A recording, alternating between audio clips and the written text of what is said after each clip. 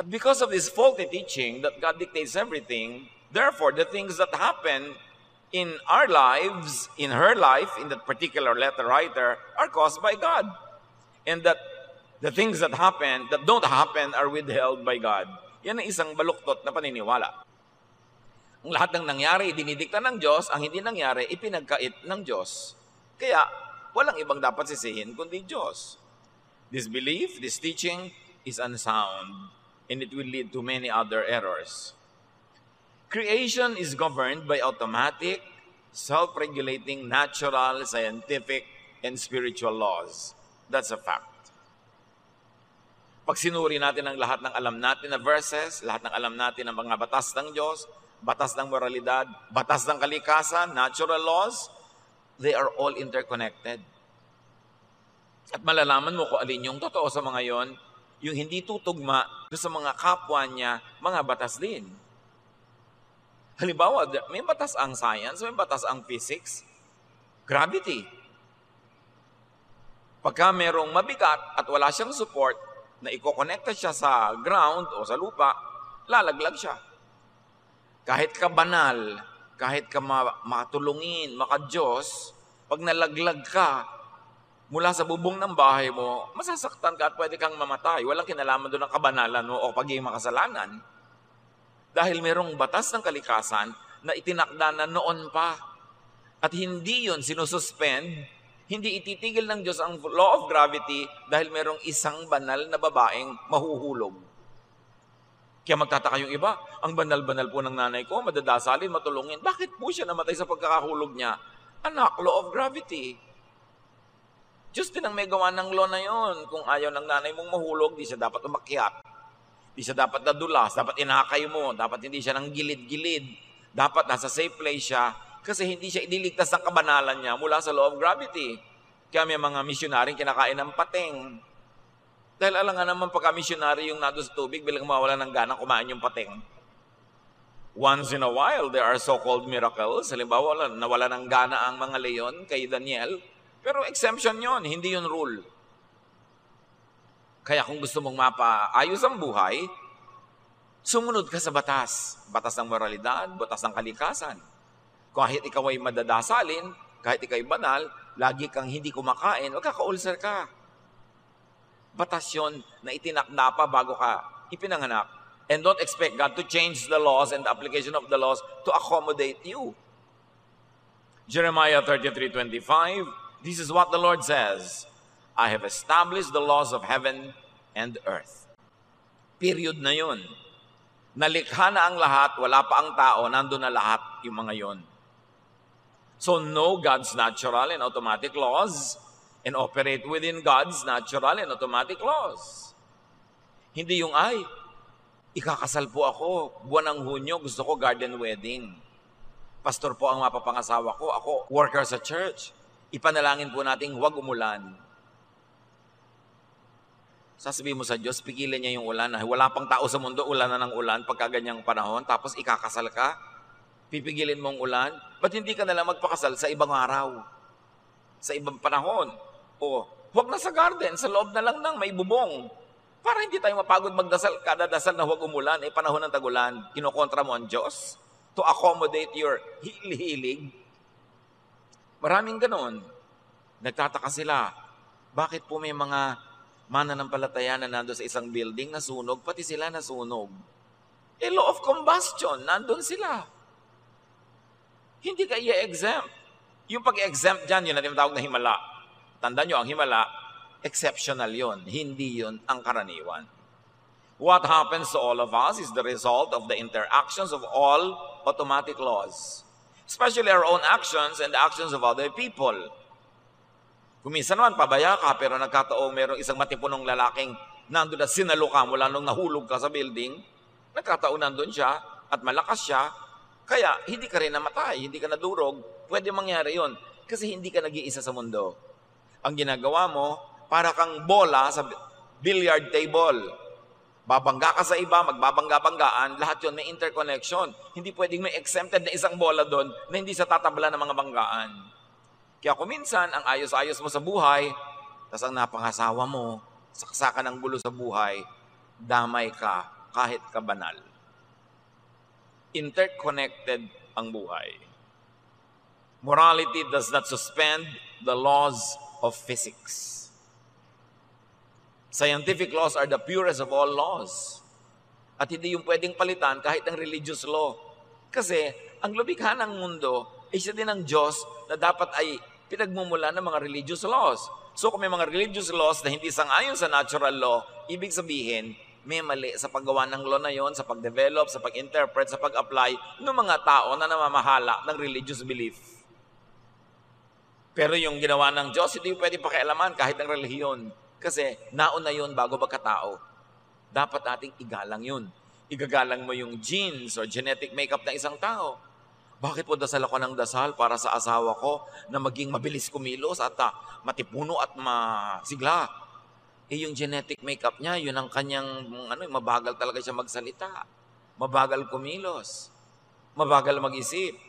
Hindi yan nadadaan sa dasal.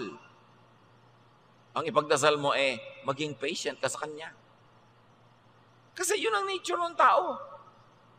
Yung human nature, tapos gusto mong baguhin sa dasal. Nababago, nafa-fine-tune. Halimbawa, red, pero gusto mo lang matingkad na red o medyo hindi matingkad na red, pero red pa rin. Hindi pwedeng gawing green yung red.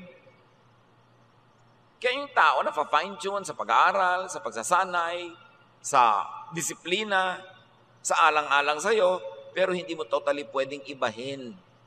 Kasi merong inborn nature ang tao. At sinabi niya sa Psalm 135, You created me when I was still in my mother's womb.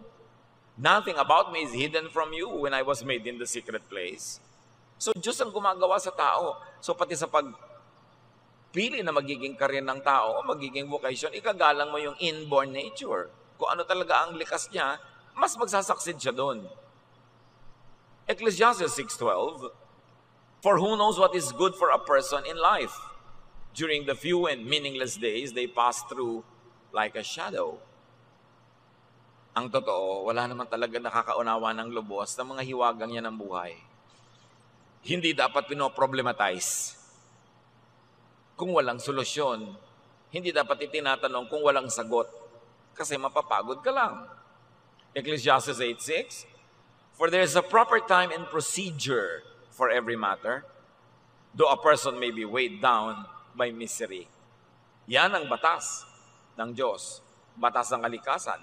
May tamang panahon at may tamang paraan para sa lahat ng bagay. Tama nga ang paraan mo pero mali ang panahon, hindi pwede. Tama nga ang panahon pero mali ang paraan, hindi rin masyado magtatagumpay. Dapat tama ang panahon, tama ang paraan. Ecclesiastes 8:14, There is something else meaningless that occurs on earth. The righteous who get what the wicked deserve, and the wicked who get what the righteous deserve. Sabi niya, meron pang kabalintunaan sa buhay. Kung sino pa yung masama, yun ang yumayaman. At kung sino pa yung mabuti, hindi siya yumayaman. Pero paminsan-minsan lang yun, hindi yung laging totoo. Kasi alam natin na merong mga mabuti na mayaman at merong mabuting mahirap. Merong masama ang ugali na mayaman, may masama ang ugaling mahirap. So walang kinalaman pala yung kasamaan o kabutihan ng ugali sa pagyaman o paghirap. Maybe it is dependent on your business practices. It is dependent on your work style, timing, pinili mong hanap buhay, timing mo sa pagpasok sa hanap buhay na yon, mga nakapartner mo, ang daming factor para ka maging matagumpay. Hindi lang yun nakaasa sa iyong religiosity. Akala kasi ng iba, kung mo ipinanalangin, kung mo sila ay makadiyos, magsasakdin na sila sa lahat ng gagawin nila.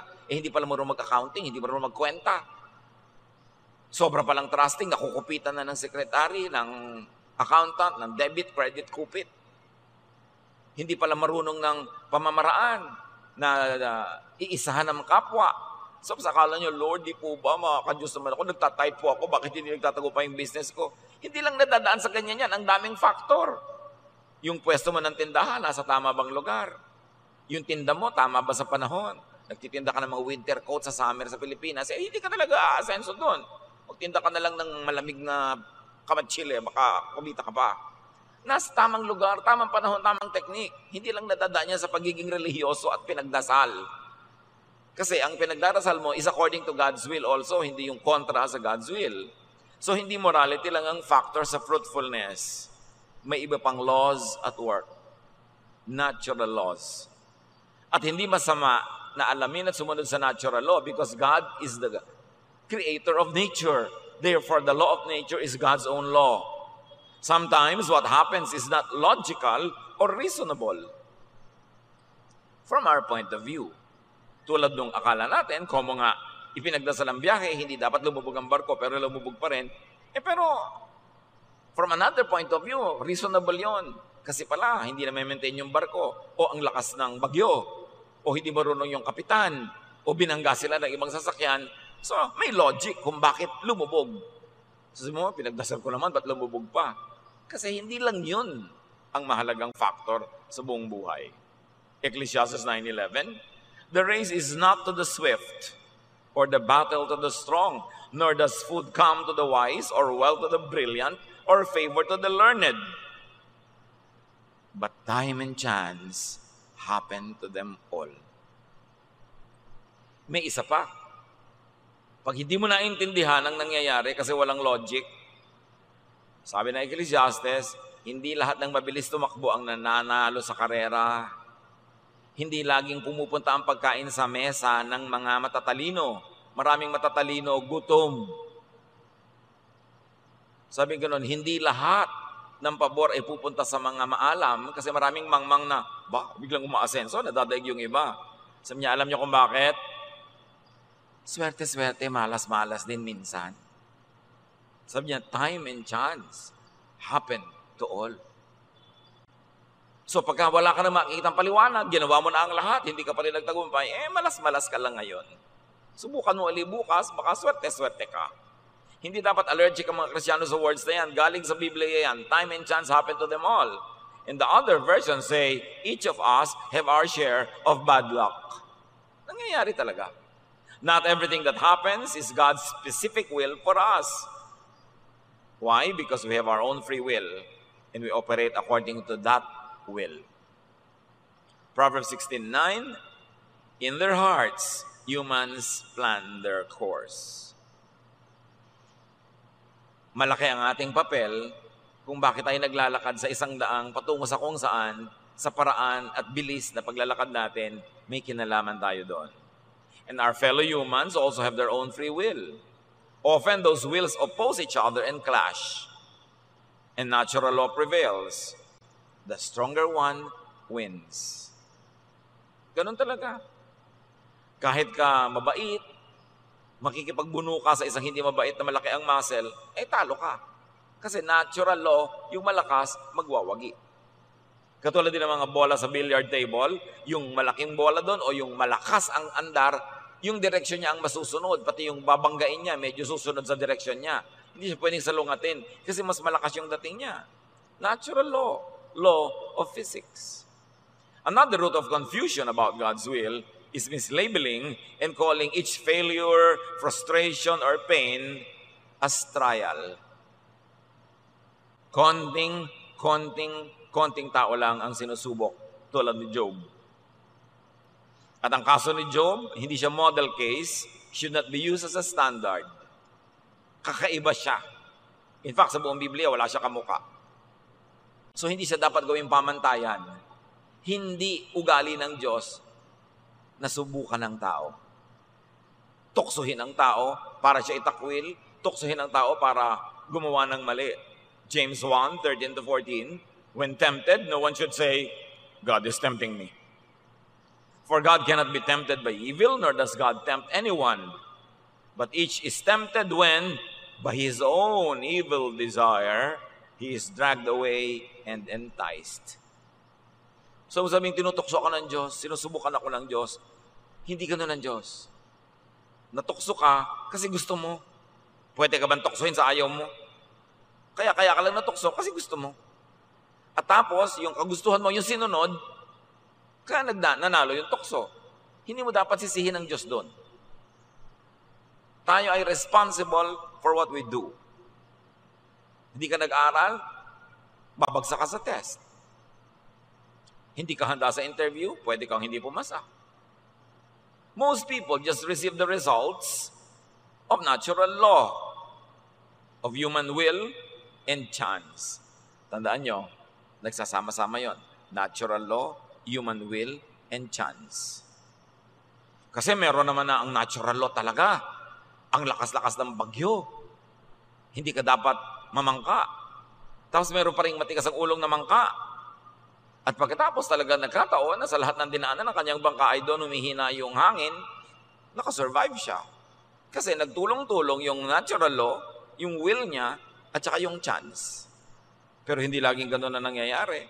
Kaya dapat, when all things are equal, and you have no strong conviction that you will be exempted from natural law, better just obey natural law. And God does not usually single out a person to fail or to suffer just for trial or testing. Hindi naman tayo pinaglalaroan ng Diyos. Nalalagay tayo sa pinupuntahan natin kasi nagpunta tayo o may humatak sa atin o nabunggo tayo na ibang papunta doon, whichever. Romans 2:11, for God does not show favoritism. And in reverse, wala ding negative na paborito ang Diyos, na paborito kanyang pahirapan, paborito kanyang subukan.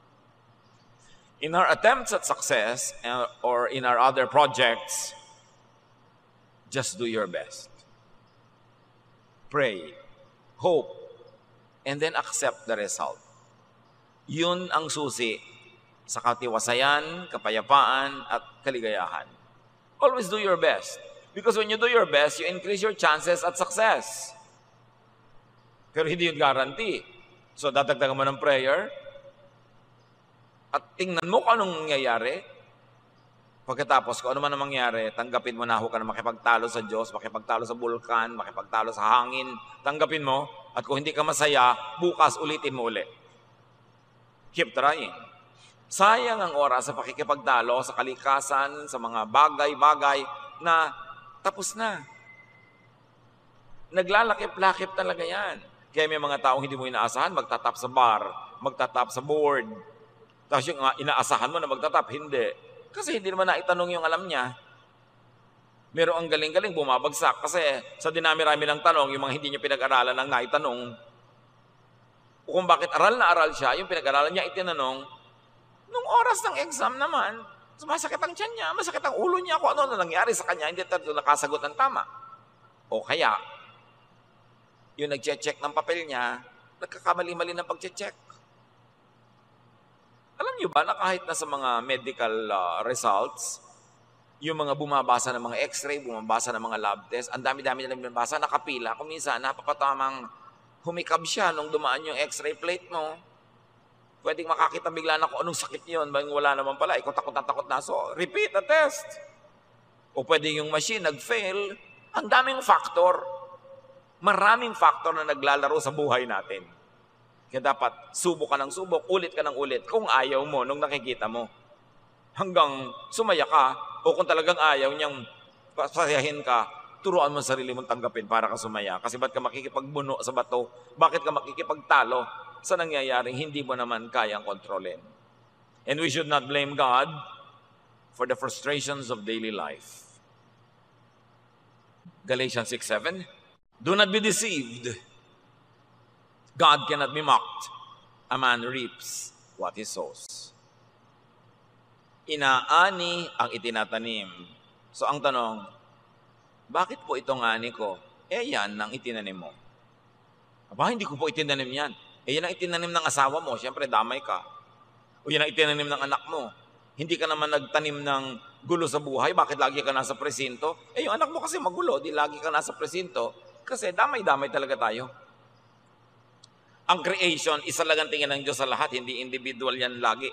Damay-damay. Nananahimik ka, nag-ipon ka, nagkaroon ka na maliit na bahay. Yung kapitbahay mo, nagkakandila, nag-inarte, habang naliligo, may kandi-kandila pa, nasunog yung bahay niya, nadamay yung bahay mo. Damay-damay talaga. Sabi, Diyos ko, bakit? Kasi yung bahay mo, hindi bato, nasunog, katabi mo, nasusunog, ganun. May natural answer yun. Hindi mo kailangan magtaka.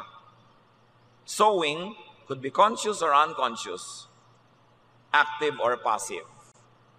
Yung pagtatanim, pwedeng alam na alam mo kung tinatanim mo. Pero yung wala kang kamalay-malay, natataniman na ng iba yung bukid mo, kasali ka rin sa pagtatanim nun kasi hindi ka tumutol. Kasi hindi ka tumanggi. Nanakawan ka. Kasali ka rin sa nagnakaw sa iyong sa bahay kasi hindi mo isinara yung pinto. Kasi hindi mo binantayan. Kaya hindi lang yung magnanakaw may kasalanan doon. May pananagutan ka rin kasi yung bahay mo pwedeng nakawan.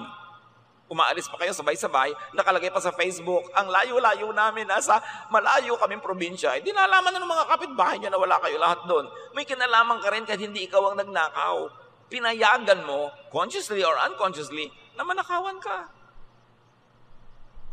Kaya saan ka pumupwesto, sa kalumulugar, anong ginagawa mo, may bunga yun. Sabi mo, hindi ko naman sinasadyang magkakaganyan pala. Oo nga, pero nakapwesto ka na pwedeng magkaganyan. Yung mga nag-aabang halimbawa sa kalsada na yung mukha nila nandun na sa kalsada, pwede kayo mahagip ng bus. At ang dami mga buses, 300 years old na, wala nang preno. Doon ka pa nakakalat, masasagasaan ka talaga. Kaya dapat pag naghihintay kayo sa mga kalsada, kung pwedeng nasa may likod-likod kayo ng poste para meron mang mawala ng preno, sa poste mo na bumangga bago sa inyo. Pwesto-pwesto yan. Yung bahay mo nasa lambak, papaliko pa, ang daming kawala ng preno, nakahiga ka, bigla ka dinaganan ng jeep. Kasi nandun ang bahay mo, sabi mo, Diyos ko, bakit yung po ako ganito? Nagdalangin naman ako. Gravity, velocity, nandiyan ka sa dadaanan talaga. Yung bahay na nakikita yung bahay ko minsan, sinusuot ng mga truck ng ilalim kasi nandun sila sa tumbok. Highway pa naman. So, nasan ka? Pwede talaga may mangyari sa'yo kung sa kalumulugar, pumupwesto. Kain ka ng kain, pwede ka talagang malason. Kaya kung hindi mo alam, hayaan mo muna ibang kumain. Pag bumula bibig nila, ay, mamaya na, hindi ako kakain. Ikaw agad ang unang-unang kakain doon. Siyempre, ikaw ang experiment. Maraming ganun. Yung mga naglalakad ka ng gabi-gabi, pwede ka talagang makidnap, pwede kang marip. So, nasan ka? Bakit ka nandyan? Pwede mo bang iwasan? Pwede mo bang ibahin ang mga sitwasyon para ma-improve yun sa chances mo of being safe? Pero hindi itatakda ng Diyos na bukas, ipaparate kita. Bukas, bibiguin kita. Lagi tayong may pananagutan. God will not actively frustrate anyone just for trial's sake. But indeed, frustrations would become like trials and tests of our faith. Pwedeng magmukhang ganon. Kaya sa Psalm 22, 1-2, ang panaghoy nitong umaawit, my God, why have you forsaken me? Hindi siya pinaforsake ng Diyos. Guni-guni lang niya yun. Ideya niya yun. Hindi naman na maalis ang Diyos. God is everywhere. So paano kayo iiwan? Why are you so far from saving me? So far from the words of my groaning? Oh my God, I cry out by day, but you do not answer. By night, and I am not silent. Sabi niyo, God, I cry and you don't answer. Nag-answer na ako, no. Ano palagi mo? Hindi ako sumasagot, kaya lang gusto mo lang madinig na answer, yes eh. Ang layo-layo mo, O Lord. Laging gano'n, merong, Tito, para po ang layo sa akin ng Diyos. Pastor, para po ang layo ng Diyos. Teka. Baka naman ikaw malayo sa Diyos. Nagpe-pray ka ba? Hindi po.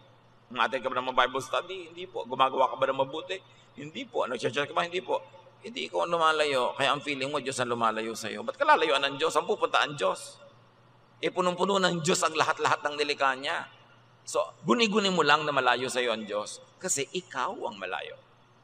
Activities, yung mga ginagawa mo, nagpapalayo sa iyo, sa akala mo. Pero wala kang pwedeng puntahan na malayo ang Diyos. Pero pag namumuhay ka ng labag sa kalooban ng Diyos, nararamdaman mo at niloloko ka ng sarili mo na lumalayo sa iyo ang Diyos. Tapos sa Diyos ka pa magtatampo. Feeling bad about God or getting angry at God would only worsen one's situation. Huwag kayo magtampo sa Diyos. Hindi kayo mananalo. Isipin mo, ba't nangyayari ito? Hanapin mo ang iyong pananagutan o pananagutan ng mga malapit sa iyo at siguradong makikita mo yon na self-manufactured ng tao ang kanya mga problema. Psalm 42, 9-10, I say to God, my rock, why have you forgotten me? O ginawa pa niya ngayon makakalimutin ng Diyos. Why must I go about mourning, oppressed by the enemy? My bones suffer mortal agony as my foes taunt me, saying to me all day long, where is your God? Kadalasan yung ganon, sinasabi mo, nililibak ako ng mga kaaway ko, tinatanong, nasaan ang Diyos mo? Nasaan siya? Actually, ang totoo nun, madalas yung tao ang nagtatanong sa sarili niya, nasaan ang Diyos ko? Nagda-doubt na siya. Kasi nga, naglalayo siya ng sarili niyang loob sa Diyos kung ano-ano ngayong papasok na guni-guni sa kanyang isip. Foe could be one's self-doubt, not other people. Yung tinig mo rin na nanggagaling sa iyong dark self and dark side. But you know, no matter what happens in life, whether what you want to happen happens, your plan happens, or not, there is hope. Kasi every day, may bagong pagpapala ang Diyos, may bagong pagkakataon, may bagong rearrangement of the universe. Nag-iiba-iba, nothing is permanent. Hindi ka tagumpay kahapon, pwedeng ang timpla ng araw na ito ngayon ay bagay sa iyo. Laging may pag-asa. Psalm 121, 1-2. I lift up my eyes to the hills. Where does my help come from? My help comes from the Lord, the maker of heaven and earth. Imagine the maker of heaven and earth. Alam niya lahat ng law ng nature. Alam niya lahat ng law that rules life. And when you live according to the will of that God who knows what should and what will happen, then you cannot be wrong. You will succeed. You will be fruitful. Pero pag may problema, do not passively wait for a rescue. Kaya si Karl Marx, sabi niya, yung relihiyon, pambangag lang yan sa mga tao. Religion is the opium of the people. Kasi maraming tao, pag naging relihiyoso, nagiging tamad. Naghihintay na lang ng himala. Naghihintay na Diyos ang gumawa para sa kanila. No. You want rescue from God? Look at yourself. Look at what you have. Look at your talent. Look at your energies. Look at the people you have, your connections, and get rescue from those elements. Huwag mo antayong bumaba mga anghel sa langit at buhatin ka.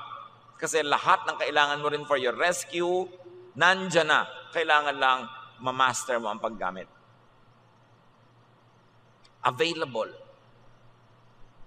Plan and execute a self-rescue operating within God's laws. Yung babaeng namatay ang asawa, tapos yung mga pinagkakautangan nila, kukunin yung mga anak niyang bata, pambayad sa utang, nagpunta siya sa prophet. Sabi niya, ano pong gagawin ko?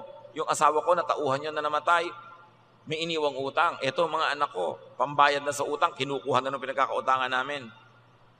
Actually, humihingi siya ng tulong sa prophet. Sabi ng prophet, what do you have at home? Yun ang tinanong, what do you have? Konting langis po. O bueno, manghirap ka ng maraming lalagyan, isalin mo ng isalin yung langis na yan. At ganun nga nangyari. Marami pala siyang property, marami siyang ari-arian. Isa na doon yung langis, kahit konti lang. Tapos yung PR niya sa mga neighbor, nakapanghiram siya ng mga lalagyan. May anak pa siyang pwedeng utusan, tumulong sa kanya. So, what do you have at home? I have a little oil, I have neighbors, I have my sons, I have my energy. So yun ang ginamit para siya magkaroon ng maraming surplus oil na naibenta niya, nakapagbayad siya sa utang, at may sobra pa. Laging ganun mga kapatid, may problema kayo, what do you have? Meron akong kailangan bayaran, lagi agad, ay, may pera kaya si ate, may pera kaya si kuya, ikaw, what do you have? Pwede ka maglaba para sa iba, pwede ka maghugas ng kotse, mamasukan, what do you have? Ang solusyon sa problema muna, bago yung iba, ikaw, anong meron ka nabigay ng Diyos? Para ma-solve mo yan, hindi yung lagi kang aasa. At ang problema sa mga sobrang relihiyoso, sobrang palaasa sa langit. Ka-importante, yung kasabihan na nasa Diyos ang awa, nasa tao ang gawa, napakatotoo nun. Kailangan gumawa ka. Kasi binigyan ka ng Diyos ng kakayahang gumawa. Liba na lang sobrang tanda, sobrang bata, o sobrang may sakit. Yun ang nangangailangan ng tulong. God's will seems to be everything permissible to happen within the life systems God designed, including inputs from nature and other living beings. Pag sinuri natin ang mga katuruan sa Biblia, natural law at yung tunay na pag-observe ng buhay, lumalabas ang tunay na kalooban ng Diyos ay yung pinapayagan niya mangyari sa pagbubunggo-bungguan ng mga bola sa billiard table, sa pakikipagtalastasan ng kalikasan, ng panahon, ng tao, ng mga kapwa-tao, ng mga hayop sa paligid, yung nagaganap doon, ibig sabihin, God's will. What is God's will? The design of His creature that is comprised of capacities, gifts, tendencies, natural desires even, and reactions due to genetic dictation, God's will yun. Ganito siya ipinanganak. Ang tatay niya, ganitong siya pinag-aral. Ang hilig niya, ganito. May mga tumulong sa kanya. Ayan ang nangyayari. Ibig sabihin God's will. Kasi lahat ng pinanggagalingan ng energy is within the creation of God. God's will seems to be whatever could be achieved employing human personal will within what God created and allows as choices. So God's will ba na magkaroon ng eroplanong lumilipad? Yes! Kasi nakasulat na sa law of nature, the law of buoyancy, the law of speed. Bakit ba lumilipad ang eroplano? Sa speed. Tapos pag inangle niya yung pakpak, dahil mabilis ang takbo, tataas. Bababa yung eroplano pagka inangle uli yung pakpak. Kasi may law. Na-discover ng mga scientists yan. Kaya science is God's prophet. Ang mga scientists are God's prophets. Kasi nadidiscover nila yung utak ng Diyos, yung design ng Diyos. Bakit ang sa aspile, pag hinulog mo sa isang palangganang tubig, lumulubog, pero pagkalaki-laking barko, lumulutang sa dagat.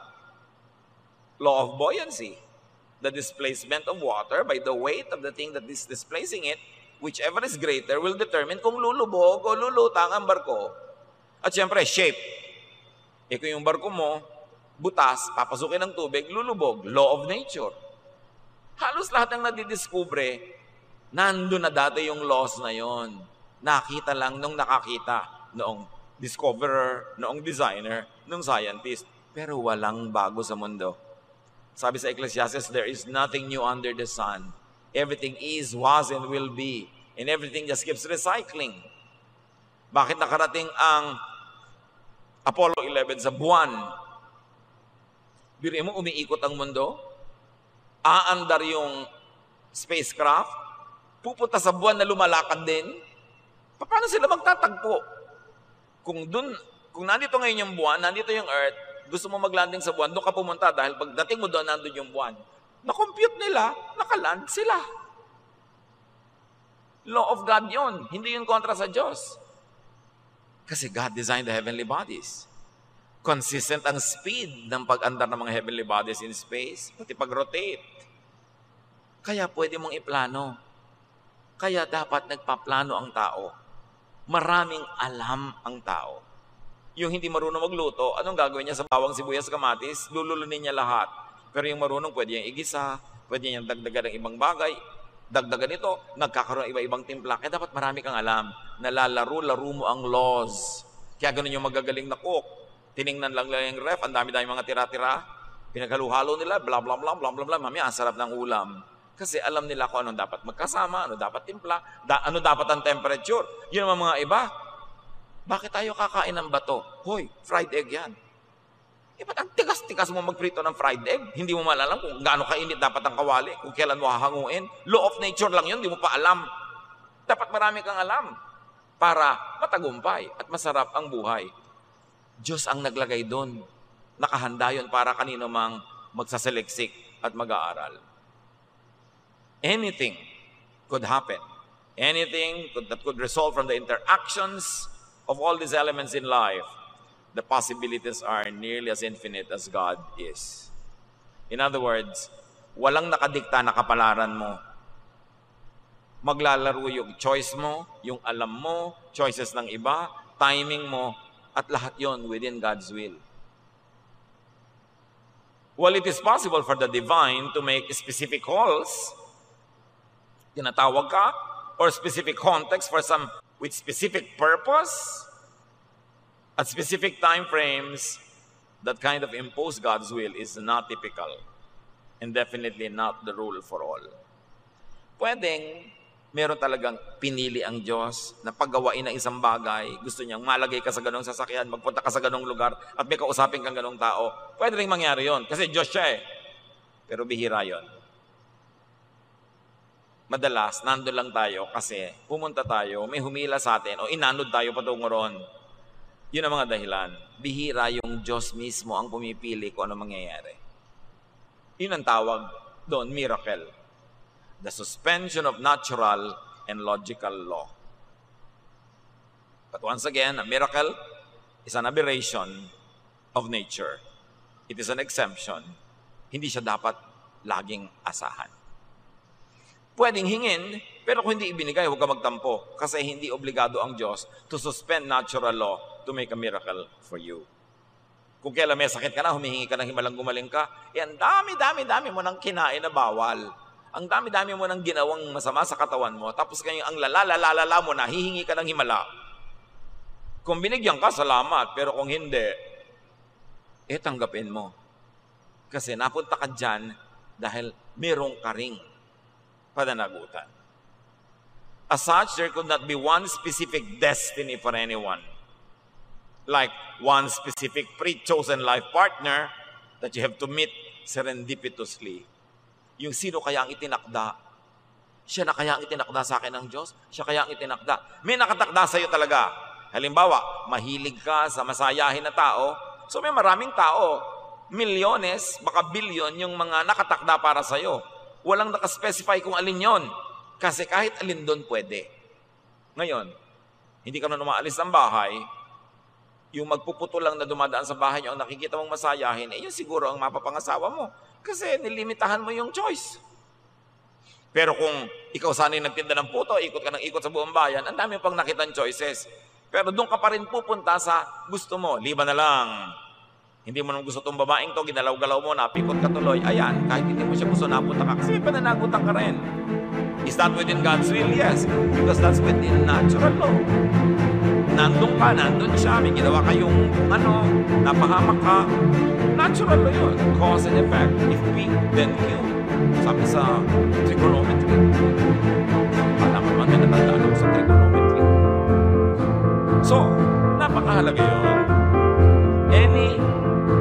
As such, there could not be one suffering or happiness that is God's specific will for a person. Walang assignment na lungkot o saya para sa iyo. Ginagawa mo yan. Walang taong biktima. Kasi kahit binibiktima ka na, pwede namang hindi mo tanggapin eh. Inaapi ka, pwede ka namang hindi paapi. Kinakawawa ka, pwede ba naman layasan yung nakakawawa sa'yo? Nandiyan ka. Kasi pumapayag ka. So may mananagutan ka pa rin. Kasi kung merong script, if there are people who are destined to suffer this way, that would make creation just glorified robots. Hindi naman robot ang ginawa ng Diyos, taong may sariling kalooban. Si Adan at si Eva nga, sinabihan na, huwag nyo itong kainin, kinain pa rin nila eh. May kalooban. At nung kinain naman nila, hindi naman sila pinatay. Sabi nila, ay, hubad kami, ay, nakakahiya. Ginawa pa sila ng Diyos ang damit. Ganun mapagmahal ang Diyos. Hindi nyo ako sinunod, pero dadamit ako pa rin kayo. Mayroon tayong will. Nandiyan ka. Kasi kung hindi mo man sinadyang magpunta dyan, may nagdala sa'yo, pero hindi ka na umalis. Pumayag ka. Will mo yan. Kaya may pananagutan ka. We act and react to and interact with the rest of creation. Katulad ng magpapakasal ng tag-ulan, sasabihin ko na sa inyo pag magpapakasal kayo ng tag-ulan, tapos guardian wedding, huwag niyo ako i-request na ipag-pray ko kayong huwag umulan. Hindi ko talaga pinagpe-pray. Kasi bakit ko na makakalabanin ng Diyos tag-ulan? Sinasuggest ko na nga, doon na kayo sa basketball court, o sa barangay hall, o sa Malacanang Palace, may bubong, ayaw mo pa rin. Pag umuulan, sorry. Ganyan talaga. Kaya dapat ang trahe de boda mo, pag tag-ulan, kapote. Ang shoes mo dapat, bota. Ay, nakita ko na lahat ang uri ng kasalan. Mga sapatos sa matatakong na lumulubog sa putik, hindi mabunot-bunot, hanggang buhat-buhat na ng mga abay yung mga sapatos nila. Nakikita ko, sabi ko, pinili nyo kasing tag-ulan. Hindi ko naman sinasabing buti nga sa inyo. Aawa din naman ako dahil hindi natutuloy yung plano nila. Pero at tikas ang ulo. Lalabanan mo yung nature. Everything in creation also acts, reacts, and interacts with everything else. Kaya hinahagis mo mga kalat sa dagat, mga basura, nakakain ng isda. Mamaya, kinain mo yung isda, nakain mo yung basura mo. Kasi interconnected talaga tayo. Yung hangin, pinaparumay mo, mamaya, ikaw din ang lulunok niyan. Hindi naman ikaw yung naninigarilyo, nagkaroon ka rin ng cancer. Kasi nalalanghap mo yung usok ng iba. Yung iba naman, may usok. Pero ba't di mo puntahan yung naninigarilyo? Nausukan ako, huwag dito manigarilyo. Hindi, pumapayag ka, reklamo ka, pero ayaw mo kumibo, magdusa ka, magka-cancer. Kasi dapat naninindigan ka para sa sarili mo. Tulad ngayon, may batas. May batas ha, na hindi na pwedeng naninigarilyo kahit saan na lang. Restaurant, meron pa rin pumapayag naninigarilyo ibang client. Ipatawag mo yung may restaurant kasi pwede mo ipakulong yung may-ari ng restaurant pag pinayagan niyang may naninigarilyo sa kanyang restaurant. Kahit ang dami nila, nag-iisa ka lang, ang batas nakakapanig sa'yo. Pinalaki kasi ng nanay mong mahiyain, hindi ka na kumikibo, magka-cancer ka. Pumapayag ka. Will mo yun. Yun yung permissive will mo o yung unconscious will. Kahit hindi mo ginawa, pero pumapayag kang ginagawa nila, kasali ka na rin sa gumagawa nun. Any and every fruit of such life exchanges, their combinations, sums, derivatives, compounds, mixing, remixing, are all God's will. So God's will ba na mayroong barko na punong-puno ng mga kabataan na nag-camp, lumubog? Law of gravity Baka overloaded sila. Hindi na-maintain ang barko. O masama ang panahon. O kasi selfie nila, lahat sila nasa isang gilid ng barko, tumiwarik, lumubog. Yes. Law of physics. Pero hindi inisip ng Diyos na, pag nag-camp kayo, papalubugin ko yung barko para kayo mamatay lahat. Siyempre, hindi ganun yung God's will. Pero yung ginawa mo within what nature will allow, and it happens to you, yes, it is God's will. Because God is the law of nature. And you don't expect God to suspend the law of nature just because you're careless. You've got to master the law, use it to your advantage, and then you will be fruitful. Sa law, the lesson really is to know God's natural and moral laws. Kasi yung natural law niya, moral law yan. Know God's will so that you will live and move and operate within that will. Operate within those laws para ka mapabuti. Do your best. Change for the better what could be changed and accept what could not be changed. Paminsan-minsan sinasabi mong ganyan lang talaga ang buhay. Pero after you have already done your best, not before. Yung wala ka pang ginagawa, sasabihin mo ganyan lang talaga buhay. Hindi mo pwedeng sabihin yon. Gawin mo muna lahat ng kaya mo at hindi ka pa rin nagtagumpay ng paraang gusto mo, doon mo palang masasabing, ganyan lang talaga ang buhay. Time and chance happens to all. So in your life, within God's will, minimize pain. That is within God's will. God does not want us to suffer. Maximize pleasure. God designed us to have pleasure and to enjoy it, and then do the most good. That pleases God. You can never go wrong when you're in pursuit of this, to minimize pain, to maximize pleasure, and to do the most good. And in life, to live in the center of God's will, employ the most correct and timely technique. Dapat tama ang technique mo, correct pa. Ecclesiastes 10:10, if you don't sharpen your axe, it will be harder to use. If you are smart, you'll know what to do. So mahirap daw gamitin ang isang tool na hindi matalim. So, kung smart ka, patalimin mo. Sa konting effort mo, marami ka nang mahihiwa, marami ka nang mapuputol, marami ka nang magagawa, kesa yung tool mo masyadong defective. So, even our success in life, our failure, our slow and little failures or successes, depend on our methods, on our tools, on what we know and don't know. Kaya terrible yung taong masyadong walang alam. Konti ang tools mo para ka maging mabunga, maging matagumpay, at maging masaya. God's will is that you will have a life that is abundant, happy, fruitful, peaceful. But you've got to respect all the laws of God, natural, moral laws. At gawin ang pinakatama. At pag nabibigo, try and try. Keep trying. Kasi timing lang kuminsan yung problema, hindi yung method. Dear Lord, teach us to operate within your will, which really means we should know your laws. Your moral laws, ano talaga ang good na nagbubunga ng good, ano ang bad na nagbubunga ng bad, alamin namin ito at aming sundin. At alamin namin ang scientific and natural laws. Maging maalam kabit parunong, huwag namin pagbanggain ng religion and science, because you are the foremost scientist. You created all of the scientific laws. At habang ito'y nalalaman namin, nagagamit namin to our advantage, we live in the center of your will. Pag-isipan natin, pagbulay-bulayan, ipanalangin kung ano ang sinasabi sa atin ng Panginoon tungkol sa topic na ito at kung paano tayo makakapamuhay in the center of God's will, with abundance, with peace, with happiness, with joy.